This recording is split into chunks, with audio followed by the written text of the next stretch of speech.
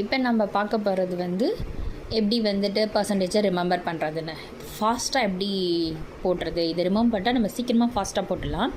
ஓகேவா? ஃபஸ்ட்டு வந்து நம்ம 1/9 வரைக்கும் பார்த்தோம் பர்சன்டேஜில். இப்போ 1/10லேருந்து ஸ்டார்ட் பண்ணுறோம். 1/10 100. 100ல் 10 வந்து 10 தடவை பிரித்தோம் அப்படின்னா 10% கிடச்சிரும். சரியா?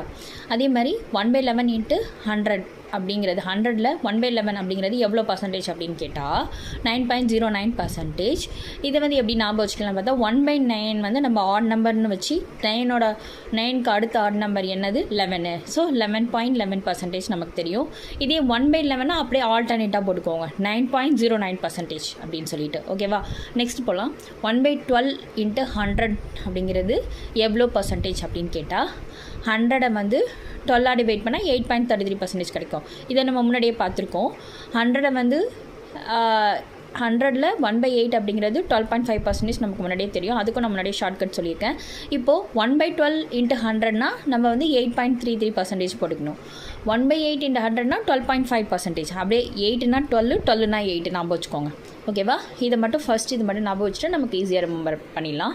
அதே மாதிரி 1/13 இன்ட்டு 100 = 7.69%. ஓகேவா? 100ல் 13ன்றது எவ்வளோ பர்சன்டேஜ் அப்படின்னு கேட்டால் 7 + 6 எவ்வளோ வரும்? 13 வரும். அதை ஞாபகம் வச்சுக்கோங்க.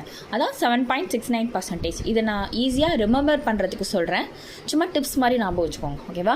அடுத்தது 100ல் 14 அப்படிங்கிறது எவ்வளோ பர்சன்டேஜ் அப்படின்னு பார்த்தா நமக்கு தெரியும். இப்போ வந்து 1/7 அப்படிங்கிறத நம்ம வந்து ஈஸியாக ஷார்ட்கட் படி சொன்னோம். 7 2s are 14. ஸோ 1/7 வந்து 100ல் 14.28% ஈஸியாக ரிமெம்பர் பண்ணிக்கலாம்.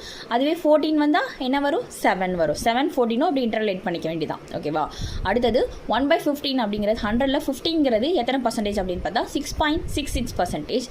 ஓகேவா? இதே எப்படி ஞாபகம் வச்சுக்கலாம் பார்த்தா 1 + 5 = 6. 6.66%. ஓகேவா?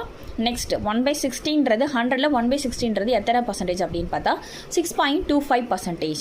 இதே எப்படி ஞாபகம் வச்சுக்கலாம்னு பார்த்தா 1/6க்கு நம்ம என்ன பார்த்தோம்? 16.66% அப்படின்னு பார்த்தோமா?